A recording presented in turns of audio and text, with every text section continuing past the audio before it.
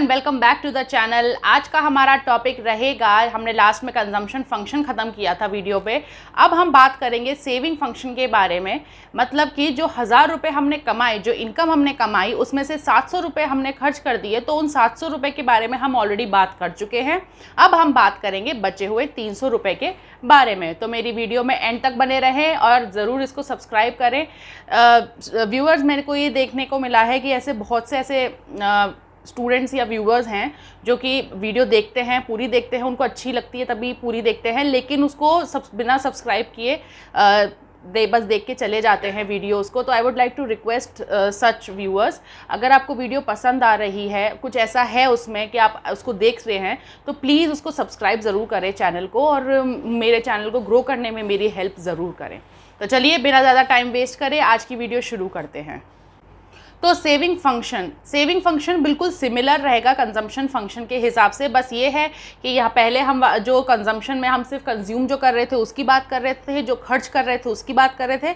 आज हम लोग बात करेंगे जो हम बचा रहे हैं उसकी। दोनों की थ्योरी लगभग सेम ही रहेगी, बस जहाँ कंजम्पशन लग रहा था उस जगह सेविंग लग जाएगा। तो जल्दी से हम इस टॉपिक को जल्दी बढ़ाएंगे क्योंकि ऑलमोस्ट ये सेम है, तो दोबारा रिपीट करके वीडियो को बोरिंग बनाने का कोई फ़ायदा नहीं है। ठीक है, तो सबसे पहले है saving function refers to the functional relationship between the saving and the national income. वही सेम आ गया, जैसे C is equals to F Y था, अभी इसी जगह पे S is equals to F Y हो गया। क्या है ये? फंक्शनल रिलेशनशिप है बिटवीन सेविंग और नेशनल इनकम, यानी हम कितनी इनकम जो कमा रहे हैं उसमें से कितना हम लोग एज अ हाउस होल्ड कितना सेव करते हैं, उस रिलेशनशिप को जानने को हम बोलते हैं, जानने के जो प्रोसेस को हम बोलते हैं सेविंग फंक्शन। अब इसमें क्या होता है, इससे हमें क्या पता चलता है, इसके बारे में पता कर इसमें इसकी बारी की स्टडी करके हमें क्या जानने को मिलता है कि विलिंगनेस ऑफ हाउस होल्ड्स, मतलब जो हाउस होल्ड्स हैं उनकी कितनी विलिंगनेस, कितनी इच्छा है सेव करने की, वो कितना सेव कर रहे हैं या करना चाहते हैं।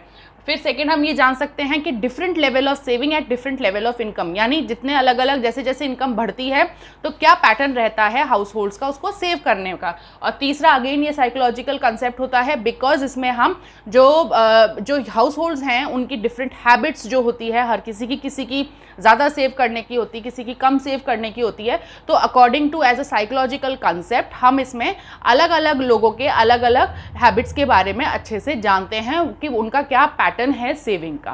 कंजम्पशन फंक्शन यानी कि प्रोपेंसिटी टू कंज्यूम, उसी तरीके से सेविंग फंक्शन यानी प्रोपेंसिटी टू सेव, यानी प्रोपेंसिटी मैंने आपको पहले ही बता दिया था, एबिलिटी टू सेव। जैसे उसके टाइप्स थे वैसे इसके ही टाइप्स हैं, जो कि है APS and MPS, which means average propensity to save and marginal propensity to save। Same नाम, जस्ट लास्ट में जैसे कि मैंने आपको बोला कि कंजम्पशन की जगह पर सब जगह सेव आ जाएगा। ठीक है, इनके मीनिंग भी सेम हो जाएंगे। APS को क्या बोलते हैं, मतलब हम इनकम के हिसाब से कितना हमारी एबिलिटी या कितना विलिंगनेस है सेव करने की, वो हो जाएगा average propensity to save. Average मतलब हम ये कैसे निकालेंगे, APS is equals to S upon Y। जैसे कि यहाँ पर C लग रहा था कंजम्पशन में, वैसे ही यहाँ पर अब S लग जाएगा, S बाई इनकम। ठीक है, सेविंग बाई इनकम। और MPS क्या होता है, रेशियो होता है, जो कि change in ratio of change in saving to change in income. जिस हिसाब से कंजम्पशन में था वही चीज़ आ जाएगी अगेन, कि जैसे जैसे सेविंग जो चेंज हो रही है क्या पैटर्न है। MPS में हम बेसिकली मार्जिनल में वही निकाल रहे थे कि हर एक एडिशनल इनकम में हम कितना कंज्यूम कर पा रहे हैं, तो इसमें भी यही आ जाएगा, हर एक एडिशनल इनकम में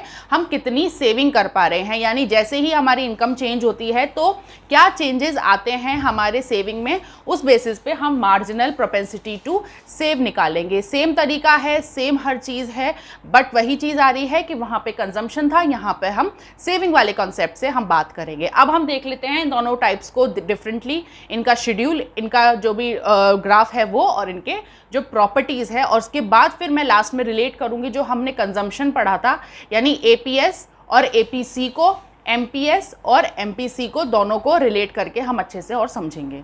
अब हम देख लेते हैं APS यानी एवरेज प्रोपेंसिटी टू सेव का टेबल, ग्राफ और उसकी प्रॉपर्टीज। ठीक है, तो इसमें हमने पहले वही सेम टेबल ही ले लेंगे। अब तो ये टेबल अच्छे से याद ही हो गया होगा। ठीक है, अब इसमें कंजम्पशन आप देख सकते हो मैंने नहीं लिया क्योंकि उसमें इसका कोई काम नहीं है, तो अननेसेसरली फालतू में जगह बढ़ाने की कोई ज़रूरत नहीं है। तो हमने ले लिया है यहाँ पर इनकम, ये हो गया हमने savings. Again and again table इसको समझाने की यहाँ पर भी ज़रूरत नहीं है, बिकॉज ऑलरेडी हर एक वीडियो में मैंने यही जो टेबल है वो यूज़ करी है, तो ऑलमोस्ट इसकी अच्छे से ही इसकी एक्सप्लेनेशन हो चुकी है। ठीक है, तो अब एपीएस निकाल लेते हैं। एपीएस क्या होता है हमारा, एस अपॉन वाई। तो एस हमारा है -20 और अपॉन 0, तो ये तो डैश आ जाएगा। देन 15 डिवाइडेड बाई 10, माइनस का 1.5, उसके बाद -10 डिवाइडेड बाई 2, माइनस का 0.5, देन 5 डिवाइडेड बाई 30, तो ये आ जाएगा 0.167 या फिर 0.17 आप ले सकते हो। ठीक है, उसके बाद ये आ जाएगा 0 एंड देन 5 डिवाइडेड बाई 10 अब पॉजिटिव में है तो अगेन 10, और उसके बाद 10 डिवाइडेड बाई 60 विल बी 1.167। ठीक है, तो ये हो जाएगा हमारा APS, S अपॉन वाई। अब हम बात कर लेते हैं इसके ग्राफ की, जो अगेन इतना वैसे तो इम्पॉर्टेंट नहीं है, लेकिन आप अगर आप बनाते हैं तो वो अगेन एक एडिशनल आपका प्रेजेंटेशन में हेल्प करेगा। ठीक है, तो यहाँ पे जो 45 डिग्री और जो कंजम्पशन वाला ग्राफ है वो हमने नहीं लिया है, क्योंकि उसकी अगेन यहाँ पर कोई ज़रूरत नहीं है, सिर्फ सेविंग वाले की हम बात करेंगे जो कि हमारी नेगेटिव है। तो इसलिए हम नीचे से यहाँ से स्टार्ट करते हैं, यानी 0 से नीचे लेके चलेंगे, और वो इस तरीके से हमने बना दिया। ठीक है, अब ये यहाँ आ गया सेविंग, यहाँ आ गया इनकम X Y, और ये आ जाएगा हमारा APS, जहाँ पर ये दोनों लाइन अब आप कहीं भी दिखा सकते हो। आप चाहो तो यहाँ पे भी दिखा सकते हो, चाहो तो यहाँ पे भी दिखा सकते हो, इसके आगे भी कोई भी एक पॉइंट जहाँ पे ये दोनों लाइन यहाँ पे मर्ज करके इस तरीके से आप APS दिखा सकते हो। ये हो गया लेवल ऑफ इनकम, ये हो गया लेवल ऑफ सेविंग, और यहाँ पर आपका ये APS आ जाएगा, और ये हो जाएगा सेविंग्स का कर्व। अब हम देख लेते हैं इसकी APS की प्रॉपर्टीज़। तो बेटा अब देख लेते हैं हम अपना जो प्रॉपर्टीज़ है। सबसे पहली प्रॉपर्टी यहाँ पे मैंने जो लास्ट हमने टेबल में APS निकाला था वो मैंने साइड में रख दिया, जिससे हम प्रॉपर्टीज़ को रिलेट कर पाएँ और अच्छे से समझ में आ जाएगा। ठीक है, तो सबसे पहले प्रॉपर्टी है कि APS जो है वो नेगेटिव हो सकती है, वो हम यहाँ पर देख ही पा रहे हैं। अब ये नेगेटिव कब होती है, ये नेगेटिव तब होती है अगर आपको ग्राफ याद हो तो उसमें जो नीचे लेवल से हम शुरू कर रहे हैं, यानी वहाँ पर हमने पहले भी पढ़ा था डिस सेविंग जो करते हैं, यानी जो हमारी जो पुरानी सेविंग्स हैं उसमें से हम ज़्यादा कंज्यूम कर रहे हैं, हमारी जो अभी प्रेजेंट इनकम है उससे हमारी पूर्ति नहीं पड़ रही है, तो हम जो हमारी पुरानी जो सेविंग्स होती हैं उसमें से हम कुछ पैसा निकालते हैं तो वो डिसेविंग हो जाता है। तो यहाँ पर जो है APS वो नेगेटिव हो सकती है, कब, जब हमारी यहाँ पर डिसेविंग का पैटर्न चल रहा होता है। ठीक है, तो ये हो गया फर्स्ट हमारी प्रॉपर्टी। सेकंड क्या है, APS कैन बी 0, जो कि हमने यहाँ पर देखा कि APS जो है वो 0 हो सकता है जहाँ पर हमारी जो सेविंग्स है वो नहीं हुई है। ठीक है, मतलब आया और हमने खाया और उसको उड़ा दिया, जितना हमने कमाया उतना उड़ा दिया, वहाँ पर ना तो हमने कुछ निकाला है, वहाँ से जो हमारी पुरानी सेविंग्स थी वहाँ से भी हमने कुछ विड्रॉ नहीं किया, तो वहाँ पर हमने कुछ सेव भी नहीं किया, तो यहाँ पर हमारी आ जाएगी APS जो है वो 0 हो जाएगी। APS 0 ही होगी ना, क्यों, क्योंकि सेविंग नहीं हुई है तो 0 हो गई। सिंपल इस तरीके से रिलेट करो, सेविंग नहीं हुई है तो 0 हो गई, माइनस में थी यानी हमने पहले वाली जो सेविंग्स थी उसमें से विड्रॉ कर लिया था। ठीक है, अब आ जाएगी जब 0 से बड़ी होगी। 0 से ज़्यादा कब होगी, जब हमने यहाँ पर सेविंग करना शुरू कर दिया है, जो कि ये वाला पॉइंट है। यहाँ पर हमने सेविंग जो थी वो शुरू कर दी थी हमारी। ठीक है, जब ये हो जाएगा जहाँ पर हमने अपनी सेविंग शुरू कर दी है। ठीक है, अब ये आ जाएगा कि APS can not be is equals to 1। जो APS है वो हमारी 1 नहीं हो सकती है। उसका मतलब क्या है कि जितना आया उतना पूरा ही हमने सेव कर लिया, ऐसा तो हो नहीं सकता ना। अगर हमारे 1000 थे, ठीक है, उसमें से हमने 300 रुपये जो थे वो हमने मतलब जितना हमने कमाया उसमें से हमने किस तरीके से किया, 7:3 वाला हमने यहाँ पे रेशियो रखा कि इतना तो हमने कंज्यूम किया, इतना हमने सेव कर दिया। हम ये तो नहीं कर सकते ना कि सारा 1000 का 1000 हम बचा लें, ऐसा तो हम नहीं कर सकते। ऐसा करेंगे तो खाएंगे क्या, और खाना तो भाई बहुत ज़रूरी है, सर्वाइवल के लिए चाहिए ही चाहिए, तो कमा किस ले रहे जब खाया ही नहीं, तो है ना। तो ये 1 नहीं हो सकता, बिकॉज हम ऐसा हो ही नहीं सकता कि हमने जितना कमाया उतना सारा का सारा हमने सेव कर दिया है, कुछ हम कंजम्पशन के लिए ऑब्वियस है कि वो निकालेंगे। तो इस तरीके से इसकी ये 4 इंपॉर्टेंट प्रॉपर्टीज़ हो जाएगी, और हमने देख लिया ये किस तरीके से टेबल जो हमने बनाई थी उससे आराम से रिलेट कर पा रही है। और आपको रिलेट हो रही है तो ऐसा कुछ अलग से प्रिपेयर नहीं करना है, अलग से कुछ सोचना नहीं है। टेबल आ गई हमारे आंखों के सामने, हमें मालूम है यहाँ पे क्या एक्टिविटीज़ हो रही है, तो उसी हिसाब से प्रॉपर्टीज़ लिख दो, सिंपल। तो अब देख लो मार्जिनल प्रोपेंसिटी टू सेव का टेबल और ग्राफ, ठीक है। यहाँ पर मैंने बना दिया वही सेम टेबल अगेन। अब चेंज इन जो हमारा डेल्टा एस है वो किस तरीके से निकलेगा, हमने पहले भी सीखा है। ये पहला वाला तो डैश आ जाएगा, यहाँ से यहाँ कितना डिफरेंस आया हमारा 5 का, यहाँ से यहाँ तक हमारा कितना आया 5 5 5 5 और 5, ठीक है। अब यहाँ पे हमारा इनकम में कितना चेंज आया, पहले वाला डैश और 10 10 10 10 और 10, ठीक है। अब एमपीएस कैसे निकलेगा, delta S upon delta Y, तो पहला वाला डैश 10 अपॉन 5 आ जाएगा 0.5, ठीक है।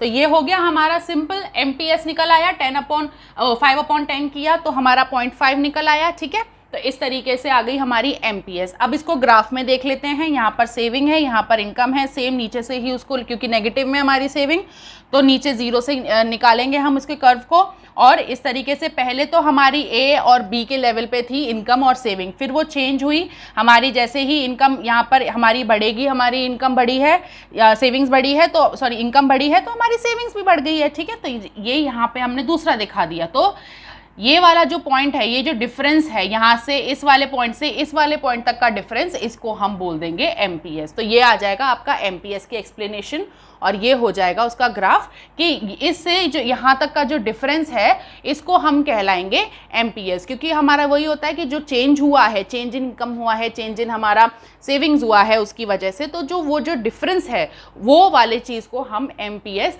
बोलेंगे कि कितना इनकम के हिसाब से कितना सेविंग पे फर्क आया है। अब हम देख लेते हैं एमपीएस की जल्दी से इसकी प्रॉपर्टीज।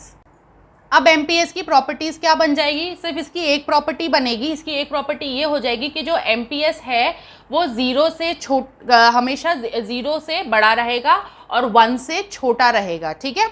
हमेशा वो या तो 0 या 0 से बड़ा या फिर 1 और 1 से छोटा रहेगा। कैसे, अगर एमपीएस 0 है इसका मतलब जो हमने एडिशनल इनकम जो हमारी आई थी, यानी 15,000 पहले आ रही थी और उसके बाद हमें 16,000 मिले, तो जो वो 1,000 का जो डिफरेंस है वो हमने सारा का सारा, जैसे ही बोनस आया हम खुश हो गए, हमने सारा खर्च कर दिया, तो एक तो वो हो गया, तो वो आ जाएगी हमारी एमपीएस 0। या फिर हमने उस 1000 में से कुछ खर्चा किया और कुछ हमने बचा लिया, तो वहाँ पर फिर वो 0 और 1 के बीच में आ जाएगी, ठीक है। और 1 का मतलब ये आ जाएगा, 1 वाला वो लेवल हो जाएगा जहाँ पर हमारी जो 1000 जो एडिशनल इनकम आई है वो पूरी एडिशनल इनकम हमने सेव कर ली। मेरी तरह जैसे अगर हम मान के चलें तो जो ज़्यादा होते हैं कि हाँ भाई हमें अभी खर्च नहीं करना है, हमें ज़रूरत नहीं है, ऐसा कुछ बहुत इमरजेंसी नहीं है हमें खर्च करने की, तो हमने वो पूरा जो 1000 जो एक्स्ट्रा जो हमें मिला था, एडिशनल इनकम जो हमें मिली थी, वो हमने सारी की सारी सेव कर ली। तो वो वाला लेवल आ जाएगा हमारा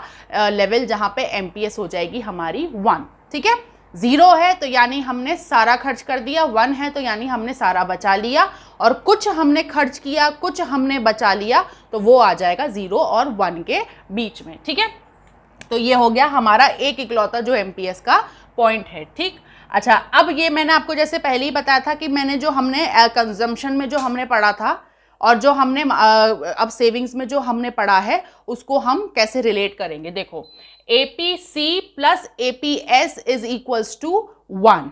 कैसे, अब आप याद करो पहले वाली, अभी वाले में तो हमारी जो एपीएस है वो -1.5 निकली थी, ठीक है। और जो हमारी एपीसी थी, जो कंजम्पशन वाले टेबल में हमने पढ़ा था, वहाँ पे जो फर्स्ट वाला जो था वो हमारी 2.5 निकली थी। इसको कैलकुलेट करोगे तो वो 1 आ जाएगा।